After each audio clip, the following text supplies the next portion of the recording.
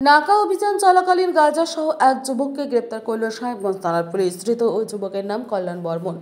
এদিন বিকালে গোবরাছড়া নয়ারহাট পুলের পর সংলগ্ন এলাকায় সাহেবগঞ্জ থানার অন্তর্গত নয়ারহাট তদন্ত কেন্দ্রের অধীনে পুলিশের নাকা অভিযান চলছিল। সেই মুহূর্তে এক যুবক স্কুটি নিয়ে দিনহাটা থেকে নয়ারহাটের দিকে যাওয়ার সময় পুলিশ তাকে দাঁড়াতে বললে সে দ্রুত বেরিয়ে যাওয়ার চেষ্টা করে। এরপর পুলিশ তাকে আটক করে জিজ্ঞাসাবাদ করে। জানতে পারে তার স্কুটিতে অবৈধ গাঁজা রয়েছে। পরে দিনহাটা 2 নং ব্লক সমষ্টি উন্নয়ন আধিকারিক নীতিশ তামাং এর উপস্থিতিতে ওই স্কুটিতে তল্লাশি চালিয়ে 6 কেজি অবৈধ গাঁজা উদ্ধার হয়। উপস্থিত ছিলেন সাহেবগঞ্জ থানার ওসি অজিত কুমার শাহ ও নয়ারহাট ফাঁড়ির ওসি অজয় রায়। পুলিশ শতপ্রণোদিত মামলা রুজু করে তদন্ত শুরু করেছে। ওই যুবক গাঁজা নিয়ে কি উদ্দেশ্যে কোথায় যাচ্ছিল তা খতিয়ে দেখছে পুলিশ।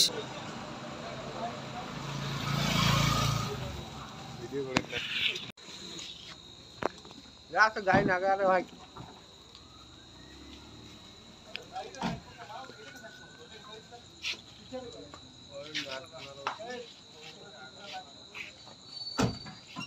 तो कैमरा में देखा जाए तो नहीं देखा जाए सवारी कैमरा देखा गया